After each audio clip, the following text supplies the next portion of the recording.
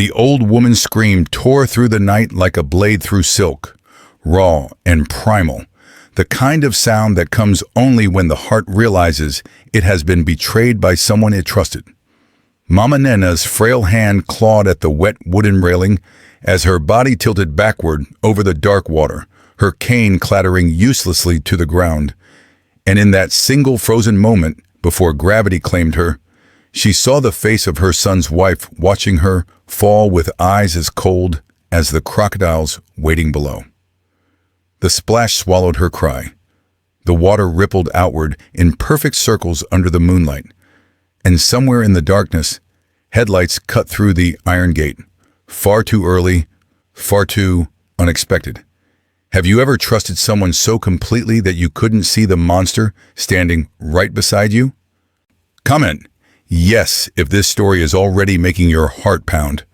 2 months earlier, the morning sun painted the Aoro mansion in shades of gold and amber, the kind of light that makes everything look blessed, untouchable, like a photograph meant for magazines and envy.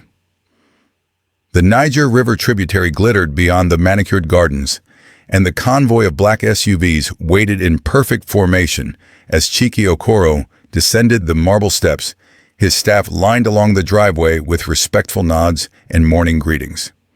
He was 42, but looked younger, carrying his wealth with the quiet humility of a man who had built everything from red dust and determination, who still remembered hunger even as he signed contracts worth billions.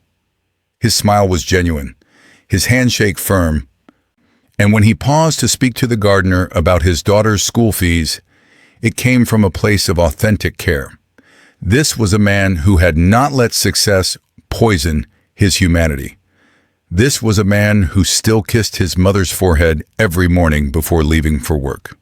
Inside the mansion, Selena stood by the floor-to-ceiling windows, her silk robe catching the breeze from the air conditioning, her phone angled perfectly to capture the breakfast spread she had arranged specifically for this moment.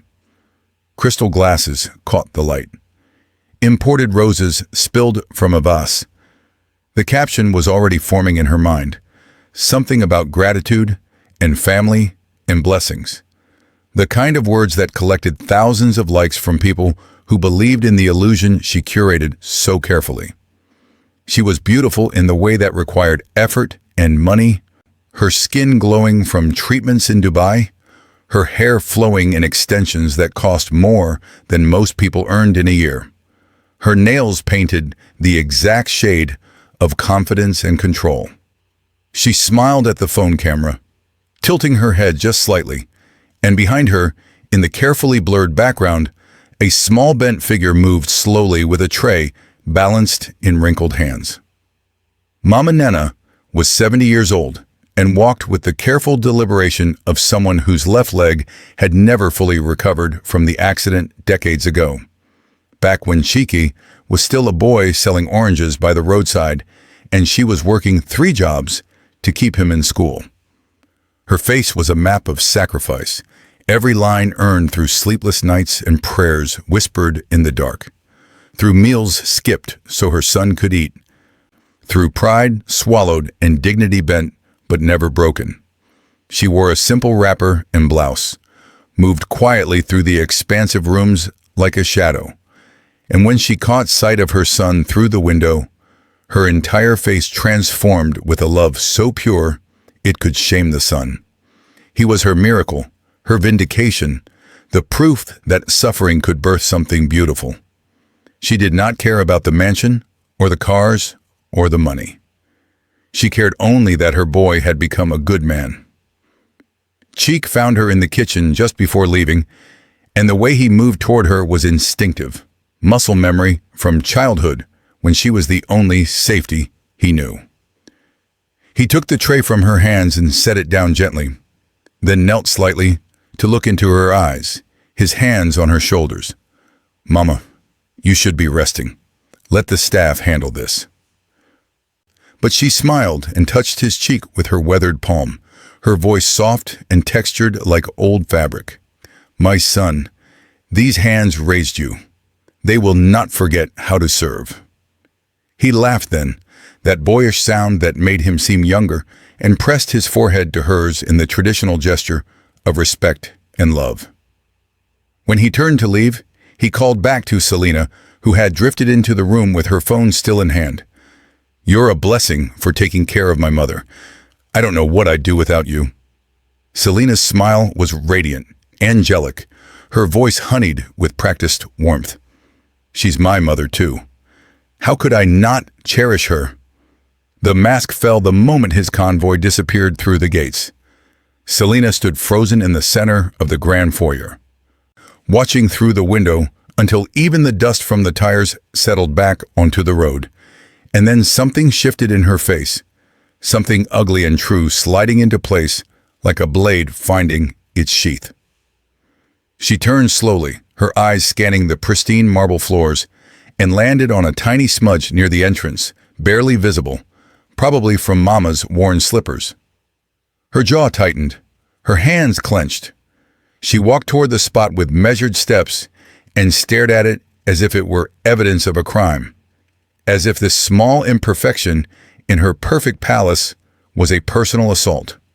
When Mama shuffled past moments later, the cane tapping softly against the marble, Selena's voice cut through the silence like a whip. "Must you drag your feet like a village woman? Do you want the staff to think we keep beggars in this house?"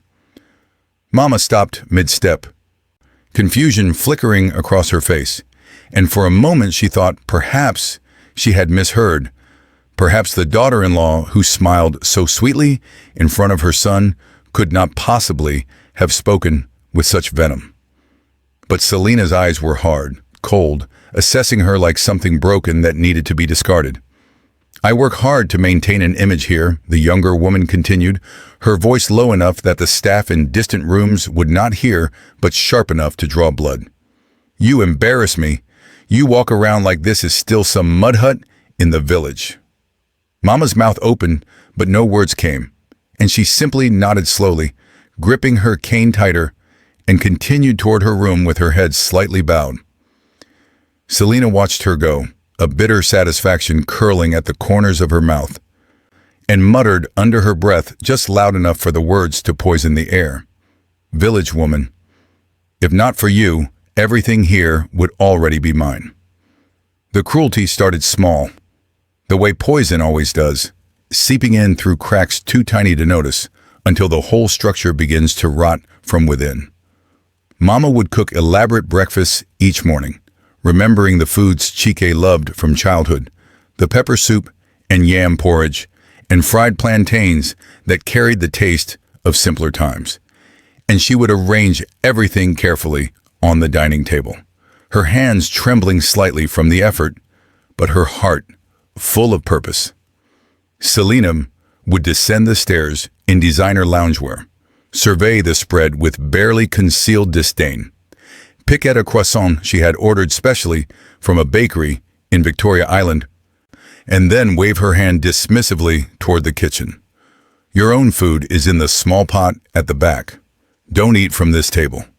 Mama would retreat silently, find the pot containing watery pap or leftover rice from 2 days prior, food that had been deliberately left to cool and congeal, and she would eat alone in the corner of the kitchen while Selena photographed the main spread and posted it online with captions about family and blessings and gratitude. The medicine disappeared on a Thursday afternoon when the rains came heavy and Mama's leg throbbed with the deep ache that accompanied storms, the old injury remembering its trauma. She opened the drawer where the doctor had told her to keep the painkillers, her hands shaking with anticipation of relief, and found nothing but empty space. She searched twice, 3 times, thinking perhaps she had misplaced them, her heart beginning to race with a panic she did not fully understand. When she finally gathered the courage to ask, Selena barely looked up from her phone. "I threw those away. Old people abuse drugs. You don't need them. If you're strong, you'll endure. Don't act like a burden in this house." The pain that followed was not just physical.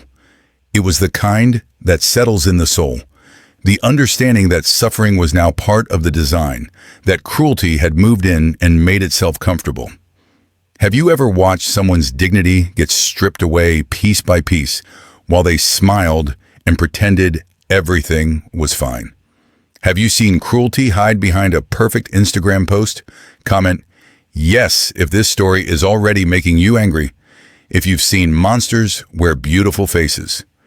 The heavy chores came next, assigned with surgical precision on days when Mama's body was already screaming for rest. During the rainy season, when the stone pathways turned slick with algae and the air hung heavy with moisture, Selena would appear with a basket of Cheeky's expensive suits and designer shirts, drop them at Mama's feet, and gesture toward the back courtyard. These need washing by hand. The machine damages the fabric. Hang them under the back shelter. Make sure they don't get wet. Mama would gather the basket, her weak leg dragging slightly, and make her way outside where the rain fell in sheets just beyond the small covered area, the wind occasionally spraying water across the stones. She would scrub the clothes carefully, her arthritic fingers working the soap, her back bent over the basin. And when she tried to hang them on the line, reaching up with arms that trembled from exertion, she would slip on the wet stone and catch herself at the last moment, her heart hammering against her ribs. From the second-floor balcony, Selena would watch with a glass of imported wine balanced in her perfectly manicured fingers, her expression hovering between boredom and something darker, something that looked almost like satisfaction when Mama stumbled. The staff saw everything but said nothing, their jobs hanging by threads that Selena held in her hands, their own families dependent on salaries they could not afford to lose. When Selena's friends visited on Saturday afternoons, arriving in their luxury cars with their designer bags and their laughter that sounded like breaking glass, Mama would be summoned to serve drinks, to clear plates, to exist as a moving piece of furniture in the background of their conversations. On one particular afternoon, as Mama bent to place a tray of champagne flutes on the center table, Selena spoke without looking at her voice carrying that particular tone of performance, of cruelty, dressed as humor. Ladies, meet our old maid. She's been with the family forever. Isn't she sweet? The women laughed nervously, uncomfortably, their eyes sliding away from Mama's face, because looking directly at humiliation is its own kind of sin. Mama straightened slowly, managed a small smile that cost her everything, and retreated toward the kitchen, while behind her Selena's voice dropped lower but still loud enough to carry. If she embarrasses me again in front of guests, I swear I'll pack her back to whatever village she crawled from. Without my husband knowing, obviously. The isolation was perhaps the cruelest cut of all, the kind of punishment that leaves no visible marks but hollows out the spirit from within. Whenever important guests were expected, wealthy business partners or influential friends, or people whose perception mattered to Selena's carefully constructed image, Mama would be locked in her room hours before they arrived. Sometimes, Selena would claim it was for Mama's own safety, that she needed rest, that the excitement might be too much for her fragile health. Other times, she would not bother with explanations at all, simply turning the key in the lock and walking away while Mama sat on the edge of her bed, listening to the sounds of laughter and music, and clinking glasses rising up through the floors like evidence of a life happening without her. She would pray in those long hours, her rosary beads moving through her fingers, whispering petitions to God, not for herself, but for her son, begging that his heart would remain good, that success would not poison him the way it had poisoned the woman he married, that he would somehow, someday, see what was happening in his own house. Cheek remained blind because he wanted to believe, because the alternative was too painful to consider, because when he came home exhausted from meetings and negotiations and the weight of building empires, Selena was always waiting with a smile, and Mama was always quiet, always saying she was fine, always protecting him from the truth because mothers do that, because causing him pain felt worse than enduring her own. He would find his mother sitting in her room, ask if she was happy, if she needed anything, and she would touch his face and tell him she had everything, that seeing him successful was enough, that she was proud. And he would believe her because he needed to, because acknowledging the cracks in his perfect life would mean admitting he had failed at the one thing that mattered most. Everything changed the day Selena passed by Cheek's study and heard him on the phone with his lawyer, his voice carrying through the partially open door with the casual authority of someone discussing routine matters. Yes, keep the family trust and the river estate in Mama Nina's name for now. She suffered for all of this. When she's ready, we'll discuss what to transfer. But for now, everything stays as it is. She's the foundation of this family. Selena froze in the hallway, her blood turning to ice water in her veins, every muscle in her body locking tight as the implications crashed over her like a wave. The river estate, the family trust, the foundation of this family, not her, not the wife, not the woman who had perfected her smile and her body and her social media presence. The old woman with the cane and the village accent and the weathered hands. She waited until Chike left for the office the next morning, then moved through the mansion like a ghost with purpose, searching with the focused intensity of someone who had crossed a line inside herself and would never return. She found it in Mama's room, tucked at the bottom of the old woman's fabric bag, beneath layers of wrappers and head ties, an envelope with the letterhead of a private banking institution in Lagos. Inside was a safe deposit key, small and silver and heavy with meaning, and a letter addressed to Mama Nina as sole signatory of accounts Selena did not even know existed. The letter was dated months prior, written in formal language about asset protection and legacy planning, about ensuring the family properties would pass to Chike and any future grandchildren according to Mama's wishes. Future grandchildren. The words detonated in Selena's mind like explosives. She had been carefully avoiding pregnancy, taking her pills in secret, maintaining her body, preserving her freedom, assuming that once Mama died naturally, everything would eventually flow to her as the surviving spouse. But this changed everything.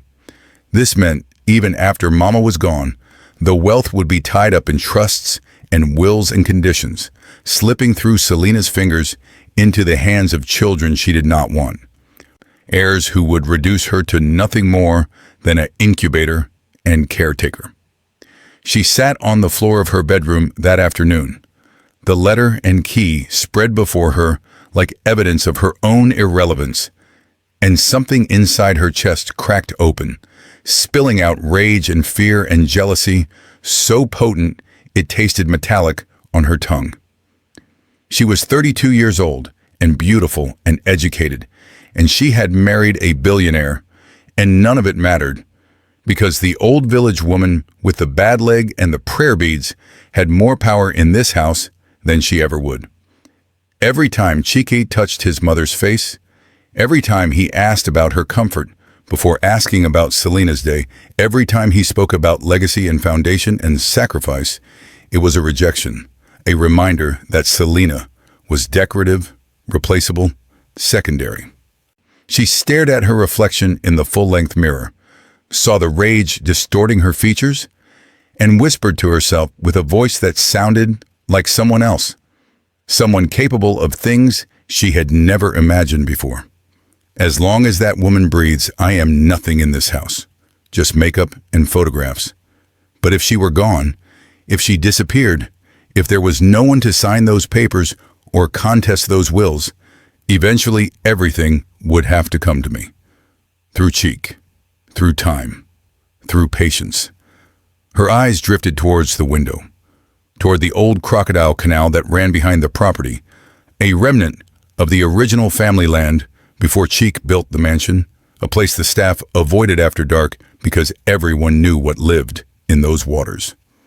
She remembered a conversation from months ago when relatives visited and someone mentioned how quickly the crocodiles had finished a goat that wandered too close, how nature had its own way of erasing evidence, how accidents happened all the time near water.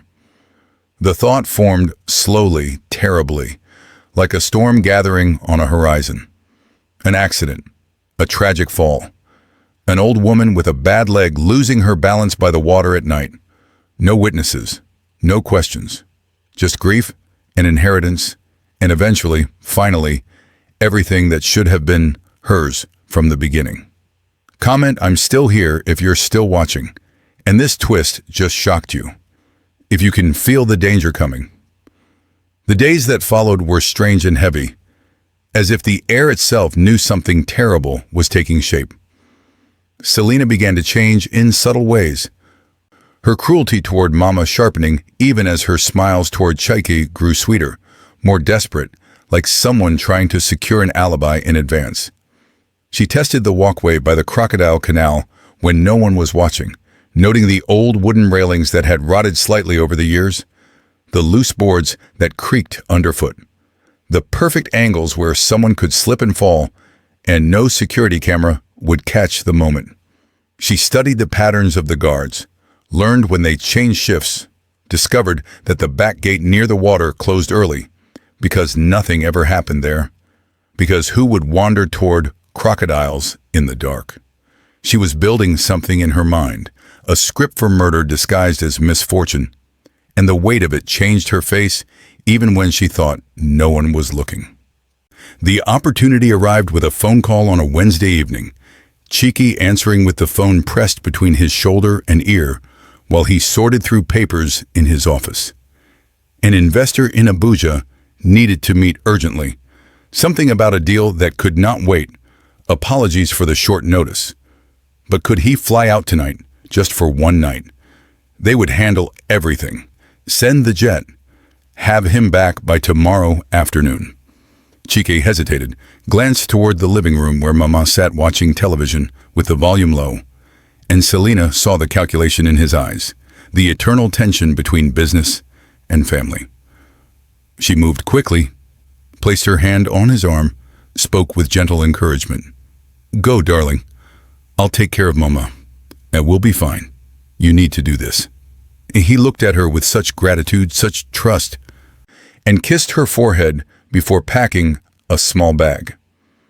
Before leaving, he paused by his mother's chair, knelt beside her, took her hand. "I'll be back tomorrow, Mama.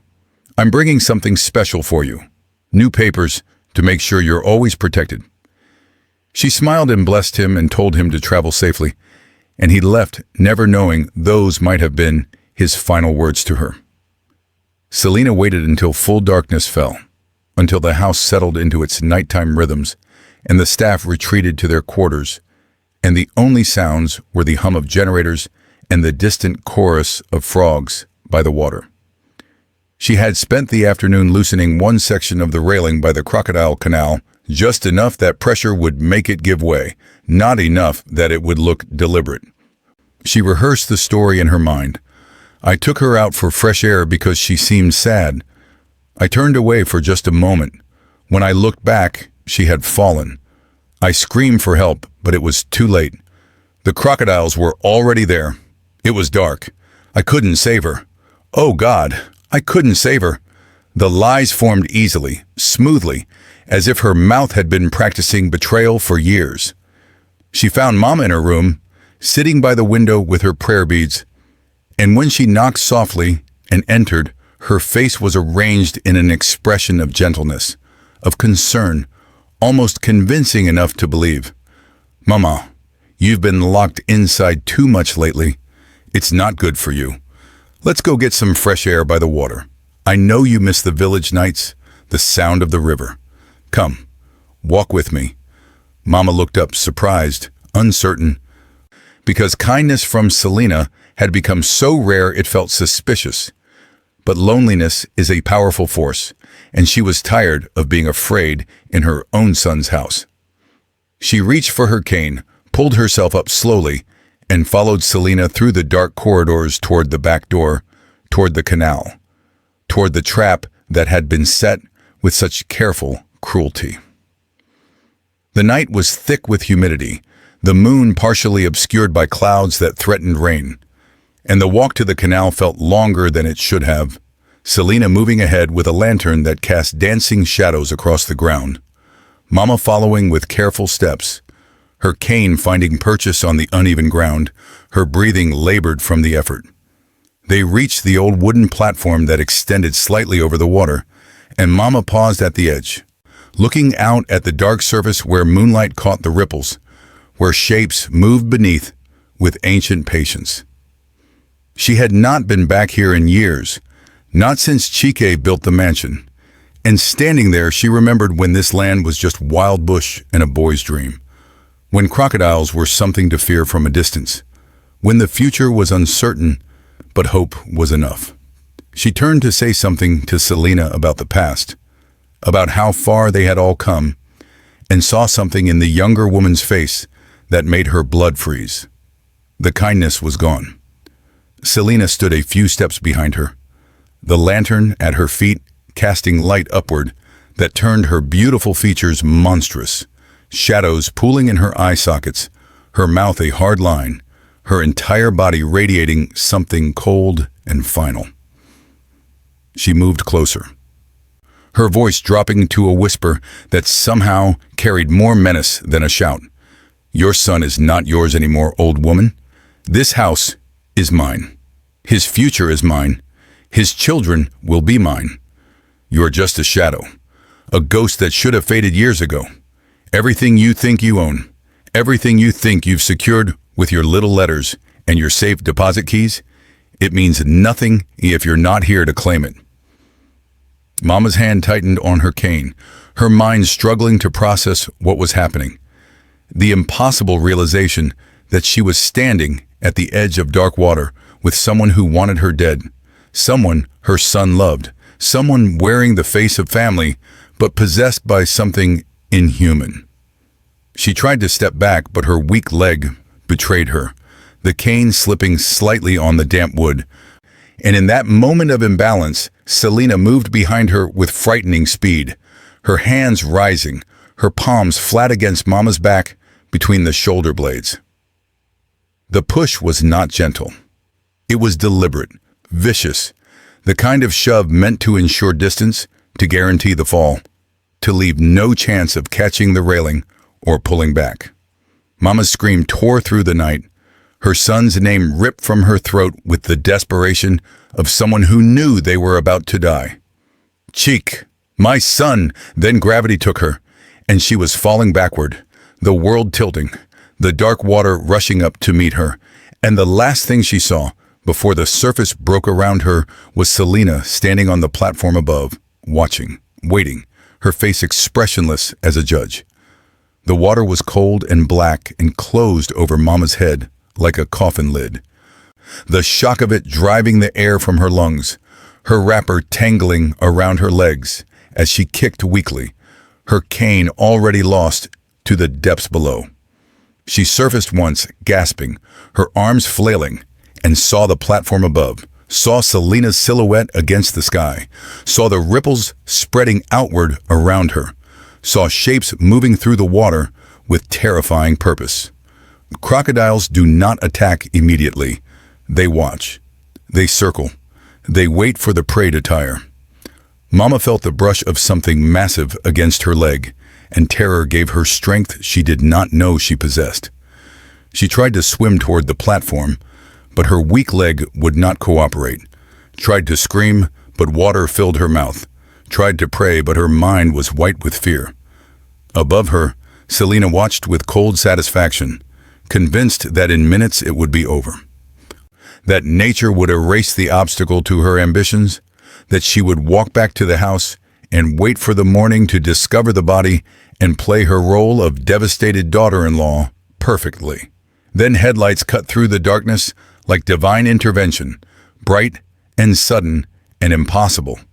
A car engine, the sound of the front gate opening. Selena's head snapped toward the house, her expression transforming from satisfaction to confusion to dawning horror in the span of a heartbeat. He was not supposed to be back. The meeting in Abuja was supposed to last overnight. The timeline was supposed to give her hours to clean up, to rehearse, to prepare. But the headlights kept coming, sweeping across the back lawn, and then she heard his voice, loud with worry, calling out into the darkness. "Selena? Mama? Why is the back gate open? Who's out here?"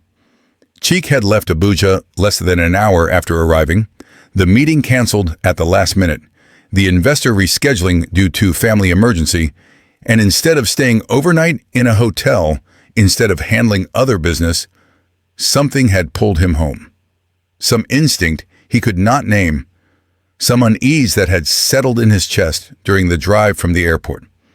He wanted to surprise his mother with the signed documents he carried in his briefcase, papers that would guarantee her security and comfort for life, his way of saying thank you for everything she had sacrificed.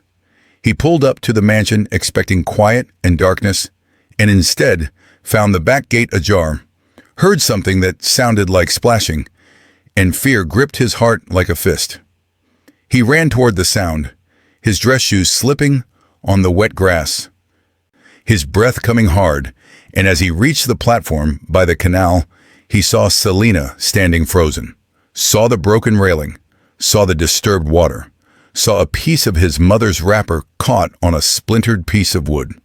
His mind could not process it fast enough, could not make sense of the scene, but his body understood before his brain caught up.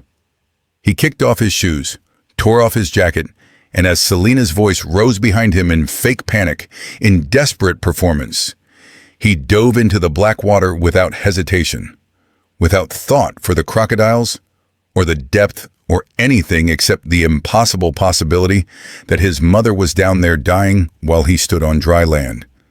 The water was darker than any darkness Chike had ever known, cold and murky and alive with movement, his hands searching blindly, his lungs already burning from the dive. He could feel currents moving around him, shapes gliding past, the presence of ancient predators considering whether he was prey or competitor. His fingers touched fabric, grabbed desperately, pulled, and found his mother's arm, her body limp and heavy with water, her face barely visible in the blackness.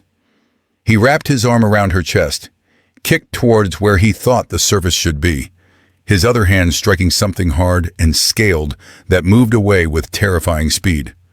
They broke the surface together, and Mama gasped once, weakly, her eyes fluttering, her lips forming his name but no sound coming out. On the platform, Selena paced frantically, her earlier confidence shattered, her mind racing through options that no longer existed. She called out with false concern, "Be careful. Watch out. Come back." But her voice was hollow, mechanical, the words of someone reading lines they had not rehearsed properly. And then her foot slipped on the algae that coated the wet boards, the same slickness that had endangered Mama, and her arms windmilled for balance, reached for the railing that she herself had loosened, and felt it give way completely under her weight. She screamed as she fell, a high-piercing sound of genuine terror that echoed across the water. And this time, there was no hesitation from the crocodiles, no careful circling, because she thrashed and panicked and made herself prey in all the ways that instinct recognizes. Cheek heard her scream, but he was already at the platform's edge, dragging his mother's body onto the wooden boards, his arms shaking with exhaustion, his mind fracturing under the weight of too much horror happening too fast. He heard the splashing behind him, heard Selena's voice cutting off abruptly, heard the terrible silence that followed, and he knew without looking what had happened. He pressed his palms against his mother's chest, tried to remember the CPR training he had taken years ago, counted compressions, breathed air into her lungs, begged her with every word he knew not to leave him. Not like this, not when he had failed her so completely. Mama's eyes opened slowly, clouded with pain and water and exhaustion, and she looked up at her son's face streaked with tears and river water, and saw the moment he understood everything, the shattering realization spreading across his features like cracks through glass. She tried to speak, to tell him it was not his fault, but her voice was broken and her strength was gone, and all she could do was grip his hand with what little power remained in her fingers. The staff came running with flashlights and blankets and phones already dialing for ambulances and police, their faces shocked and frightened, and in the chaos, someone pointed toward the water where ripples still spread from a center point that no one wanted to investigate too closely. Inside the mansion later, wrapped in blankets with medical personnel checking her vitals, Mama sat on the couch in the living room she had cleaned 1,000 times and finally told her son the truth. She told him about the hunger, about eating leftovers while Selena photographed elaborate meals. She told him about the stolen medicine, about scrubbing clothes in the rain with her bad leg, screaming, about being locked in her room during parties like a shameful secret. She told him about the names whispered just loud enough to wound, about being called the village woman and burden and shadow. She told him about tonight, about the false kindness that led her to the water, about the words spoken before the push, about the realization that someone she had trusted wanted her erased from existence. And with every sentence, with every revelation, Chuck's face transformed, grief and rage and guilt twisting his features until he looked like a stranger to himself. He knelt before her like a child seeking forgiveness, his head in her lap, his shoulders shaking with sobs that came from somewhere ancient and wounded. "I'm sorry, Mama. I'm so sorry. I was blind. I was so busy building empires, I didn't protect my own home. How could I not see? How could I let this happen to you?" She placed her weathered hand on his head, felt his tears soaking through the blanket, and spoke with a voice that was tired, but still carried the strength of someone who had survived everything life could throw. A son can be busy. A son can be distracted by work and dreams and responsibilities. But a son cannot be blind when his own mother is suffering in his house. You wanted to believe the best in people. That is not a sin. But now you know the truth, and now you must be wiser. The police investigation lasted weeks, the staff giving statements that painted a picture of systematic cruelty, security footage showing Selena near the canal earlier that day, evidence of the loosened railing suggesting premeditation rather than accident. In Selena's room, they found Mama's safe deposit key hidden in a jewelry box, found the letter that explained the motive, found a diary where she had written fantasies of freedom and wealth unencumbered by old women and future children. The crocodiles had done their work too well. Selena's body was recovered in pieces, if it could still be called a body, and the courts ruled the death accidental in the legal sense, a case of poetic justice where the trap set for another had claimed its creator instead.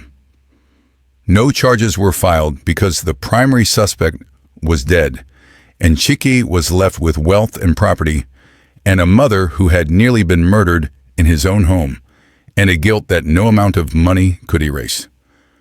Months passed, and the mansion underwent changes, not in structure, but in spirit, as if the building itself was trying to exhale poison and breathe in something cleaner. Mama's room was moved to the ground floor with windows overlooking the garden, furnished with everything soft and comfortable, treated like the sanctuary it should have been from the beginning. The Crocodile Canal was fenced off permanently, the platform dismantled, the area planted with flowers that Mama chose herself, a memorial not to the woman who died there, but to the cruelty that had lived in that house unchallenged.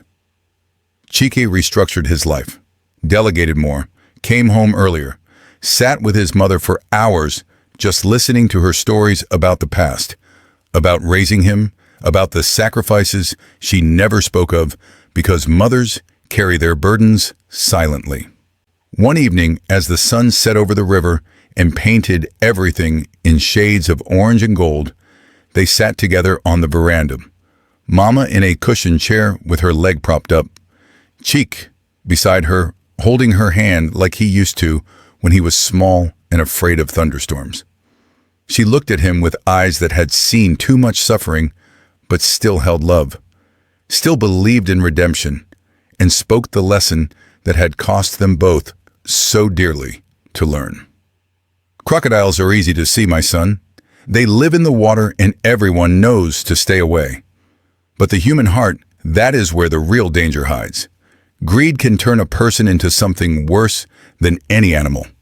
It can make them smile while they sharpen knives. It can make them beautiful while their souls rot. You must watch closely, not with suspicion, but with wisdom. Know who truly loves you and who only loves what you can give them. Comment: protect mothers. If you watched until the very end, if this story reminded you that the people who sacrificed everything for us deserve our protection, our time, our vigilance. Greed is a monster that wears many faces, but love, real love, is the only thing that can see through the disguise. If this story moved you, if it made you think about your own mother, your own family, the people you trust too easily, then let me know you were here with me through this entire journey. And maybe, just maybe, call your mother tonight. Thank you for staying with me until the end.